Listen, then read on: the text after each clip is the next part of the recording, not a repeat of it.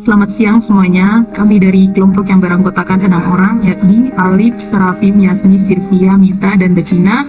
Di sini kami membuat program sistem pemesanan makanan yang menggunakan aplikasi Android Studio. Untuk aplikasinya akan saya demokan secara singkat. Di sini kami menggunakan Android API 24. Project ini dibuat dengan bantuan tutorial YouTube, ChatGPT, Gemini, dan Blackbox AI. Di sini saya juga akan menyampaikan beberapa kendala dan solusi kami dalam pembuatan proyek kami. Saat presentasi kemarin, kami memiliki 2 kendala, yaitu yang pertama, kendala menampilkan menu-menunya, tetapi sudah teratasi karena ternyata ada typo. Dan kendala yang kedua, yaitu kami belum membuat pembayaran dan riwayat pemesanan.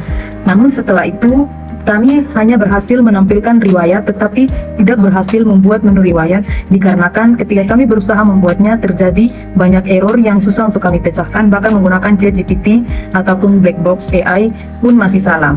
Selanjutnya kami menggunakan bantuan Blackbox AI dan ChatGPT untuk menampilkan gambar makanan dan harga serta membuat riwayat pemesanannya.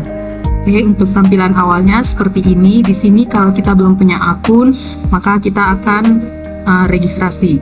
Klik di sini, kemudian masukkan username, misalnya Alif, kemudian passwordnya itu Alif 123, kemudian ulangi password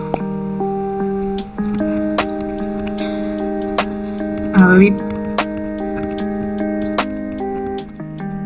kemudian daftar. Nah, setelah berhasil registrasi, kita akan login dengan username dan password yang kita sudah buat tadi.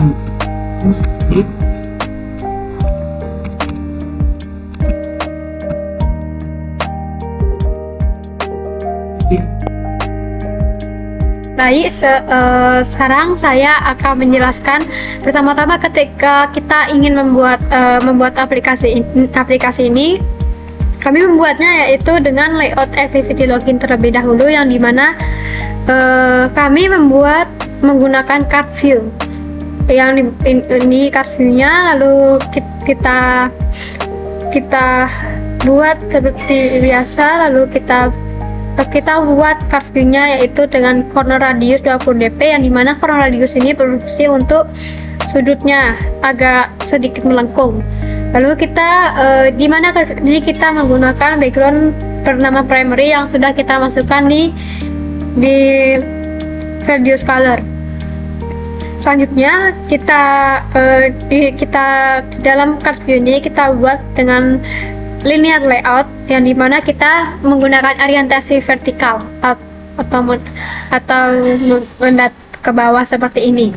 Untuk tampilan menu utamanya di sini ada 5 menu yang kita buat, ada nasi goreng, lele goreng, mie goreng, ayam goreng, dan lalapan. Di sini saya akan coba memesan, misalnya saya ingin memesan nasi goreng. Kita tinggal klik pesan, kemudian kita misalnya untuk 1 porsi nasi goreng itu kan harganya 20.000. Jika kita ingin memesan 2, kita klik tambah jadi 40.000. Misalnya kita pesan 3, kemudian kita pilih konfirmasi order. Nah, di sini akan muncul ke riwayat pesanan kita. Di sini tadi saya kan memilih nasi goreng 3, jadi nasi goreng 3 dikali harganya 20.000 jadi 60.000. Misalnya saya ingin pesan lagi, tinggal klik pesan lagi, kemudian saya ingin pesan mie goreng. Pesan, misalnya saya ingin pesan digoreng 2, kemudian confirm order. Nah, ini kemudian jika saya ingin menghapus historinya, saya tinggal klik reset begini, terus mau pesan lagi. Nah, seperti itu. Di sini selanjutnya saya akan menjelaskan shortcut-nya dan tampilan menunya. Selanjutnya kita membuat login, yang dimana kita menggunakan layout with match parent dan hack-nya wrap content. Lalu kita menggunakan ukuran dari loginnya yaitu 28 sp. Kita boldkan, kita mengubah text style-nya supaya dia kelihatan bold. Lalu kita menggunakan warna putih dan kita menggunakan gravity yaitu center supaya dia berpindah ke tengah. Selanjutnya membuat edit text yang bisa untuk mengetik itu kita menggunakan edit text, yang dimana kami juga menggunakan layout with-nya match parent dan hack-nya wrap content. Kami menggunakan layout margin start and top button-nya itu 20 dp, yaitu dimana marginnya kita ubah ke 20 dp. Menggunakan background yaitu color background yang sudah kita buat di color. Kami sudah membuatnya yaitu abu-abu, dan kita tinggal hanya untuk memanggilnya di edit text. Lalu kita masukkan ini username supaya ketika orang ingin memasukkan login tuh tahu ini fungsinya, ini tempat untuk apa, yaitu untuk username. Lalu kita menggunakan color berwarna putih untuk warna dari tulisannya ketika memasukkan, dan color hint-nya itu white, yaitu color hint untuk warna dari username-nya. Untuk padding kita ubah ke 28 dp. Lalu untuk drawable person ini kita yaitu ini gambar orangnya, ini personnya. Lalu kita drawable paddingnya kita ubah jadi 20 dp. Selanjutnya ya password sama, kami tinggal mengcopy paste dan kita hanya mengubah bagian hint-nya dan juga di bagian input text-nya saja, yaitu text password. Lalu untuk di selanjutnya kita membuat button login. Kita menggunakan text size 14 SP, menggunakan text size 14 SP dimana padding 20 dp dan menggunakan background theme-nya yaitu Curvy dark background, yaitu berwarna gelap. Lalu kita di sini ketika ingin membuat kami di sini belum punya akun dan klik di sini. Ini yaitu untuk text view-nya kita samakan copy dari login dan kita ubah yaitu di bagian text, layout margin dan size dan color-nya.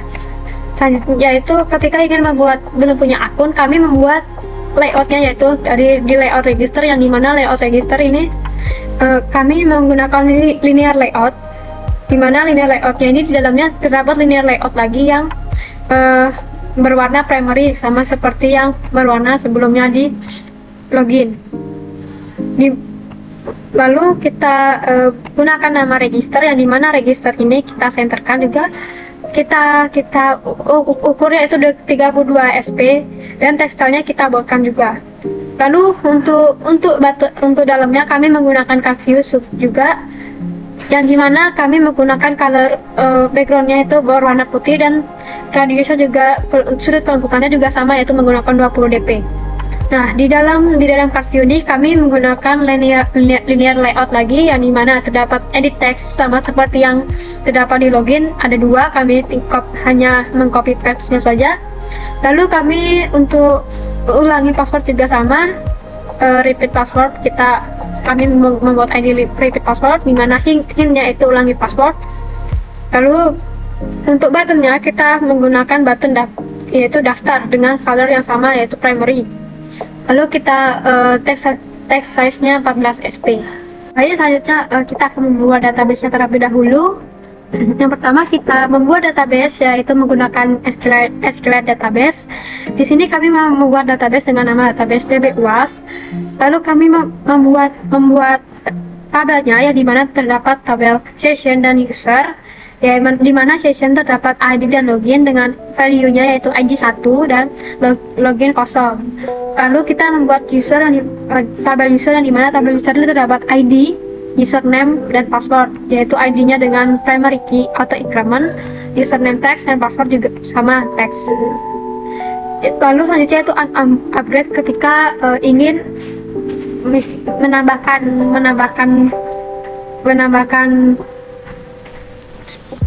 atoms, dan public upgrade ini digunakan untuk menambahkan user, dan dimana untuk memperbarui user.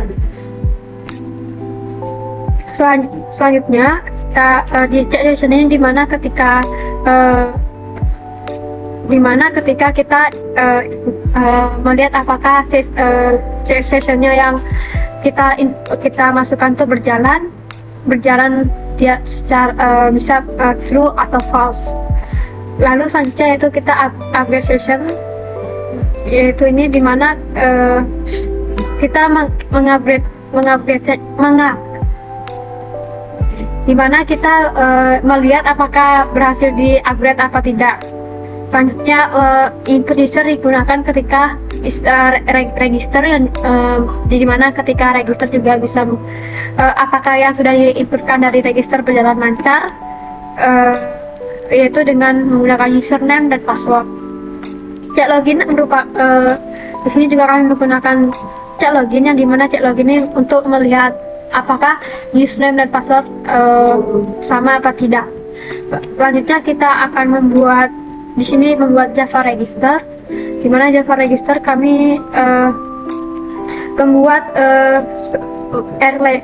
register ketika pertama kali ingin register tuh yang terbuka justru adalah layout dari register sendiri, di mana register kami mendeklarasikan elemen-elemen apa saja yang terdapat di register, yaitu edit text, username, password, repassword dan daftar, di mana ketika kami menginputkannya, jika berhasil dia akan memunculkan dialog daftar berhasil, dan jika tidak berhasil maka dia akan menginputkan daftar gagal, di mana kami menggunakan set on click listener atau dialog sebagai penutupnya yang kami buat di sini. Selanjutnya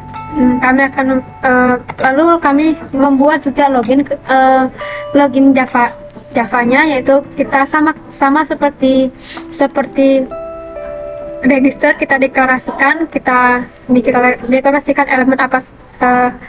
elemen apa ini untuk kemana, ID mana, seperti yang sudah kita buat di dalam di activity login. Lalu register name instance ini dia akan pergi ke menu register ketika ingin menekan tombol belum ada akun gitu. Lalu di sini kami juga menggunakan cek login, yang dimana berhasil apa tidak. Selanjutnya akan saya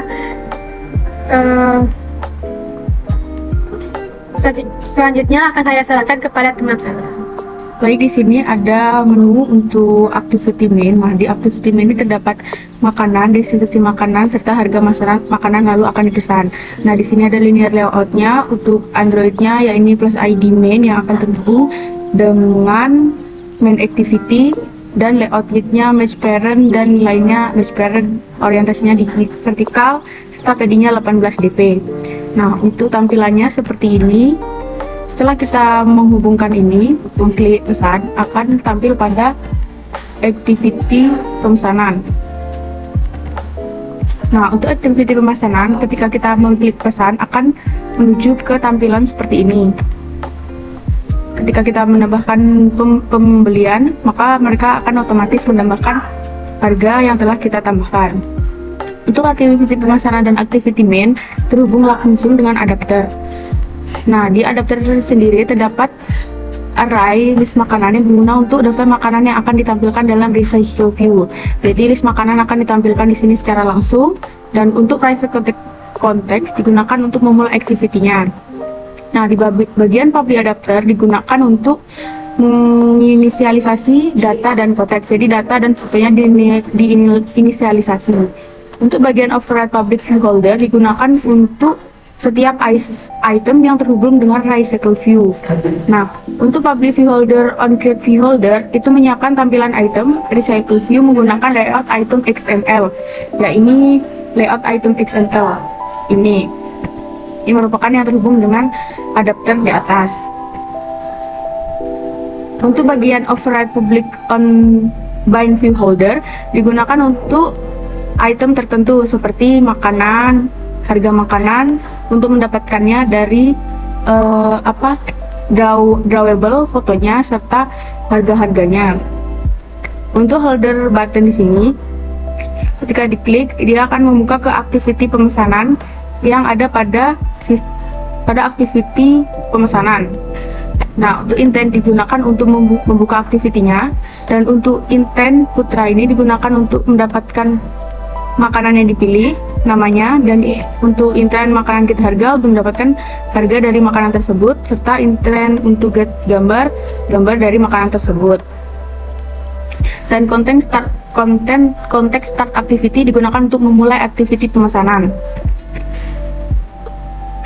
Selanjutnya, yakni adalah public get in item count yang digunakan untuk mengambil jumlah item yang di list. Jadi ketika kita menambah, dia akan menarik list item yang kita tambahkan tadi. Untuk berikutnya, yakni public static view holder digunakan untuk menampilkan item di recycle view. Text view dan harga view untuk menampilkan desainnya, UI desain yang telah di format sebelumnya pada activity main-nya. Image-nya juga untuk menampilkan desain gambarnya yang telah diatur, dan button-nya juga untuk menampilkan button pemesanannya. Untuk public view holder di bawah ini merupakan konstruktor untuk menginisialisasi desainnya. Dan untuk nama text view digunakan untuk mendapatkan nama makanan, harga text view, harganya untuk harga makanan, serta gambar yang digunakan gambar sesuai gambar makanan yang ada. Selanjutnya, ini main activity. Di main activity terdapat recycle view untuk menampilkan daftar makanan dan adapter untuk menghubungkan data dengan tampilan recycle view, dan array list makanan untuk menyimpan data makanan yang telah kita masukkan tadi. Nah, untuk portrait void on create ini terisi oleh S2S enable set content view. S2S ini digunakan untuk menampilkan S2S seluruh layar. Jadi seluruh layar ini ditampilkan secara langsung, dan untuk content view layout untuk menetapkan layout yang digunakan oleh activity. Nah, get data ini digunakan untuk memanggil fungsi. Jadi mengambil data makanan yang sudah kita simpan tadi.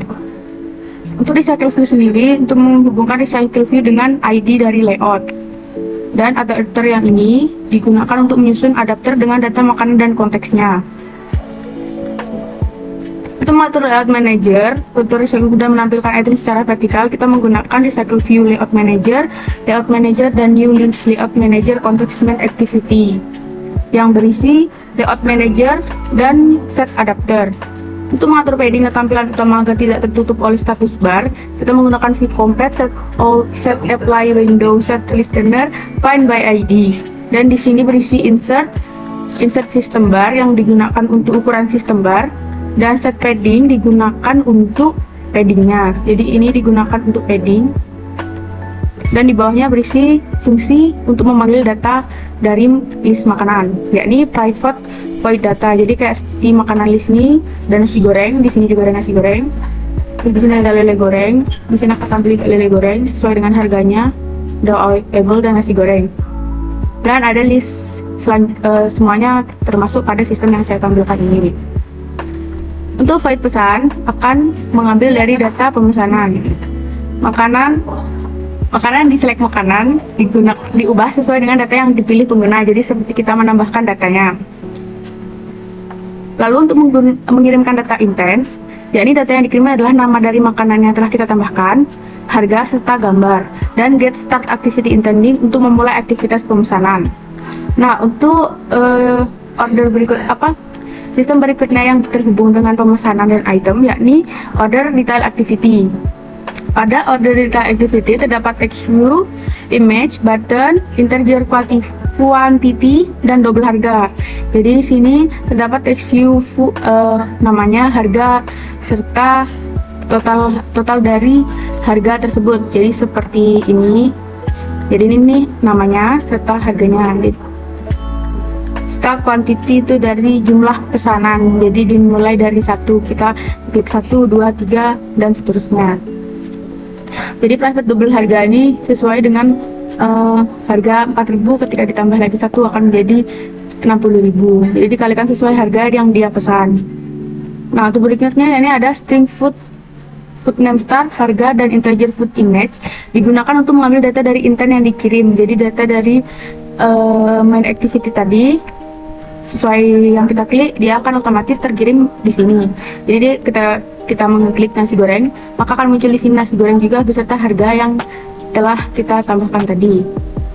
Nah, untuk inisialisasi UI dengan mencari elemen berdasarkan ID ini berisi nama, harga, total harganya setelah kita tambahkan. serta untuk nama dari data tampilan berikut, yakni untuk menampilkan nama juga serta dari harga jumlah yang kita tambahkan, jadi kita otomatis tertambah. Minus button ini akan muncul seperti ini, jadi kita kurangi lagi, dia akan muncul sesuai dengan harga. Jadi sebelum kita menambahkan 3, dia akan menyesuaikan dengan jumlah yang kita pesan. Jika minus ini untuk mengurangi harga yang kita pesani. Nah, untuk berikutnya yakni plus button ini digunakan untuk menambahkan harga di sini, maka dia akan otomatis menambahkan sesuai harganya. Nah, button selanjutnya yakni konfirmasi button, yakni akan tampil seperti ini, dia akan mengonfirmasi pesanan kita.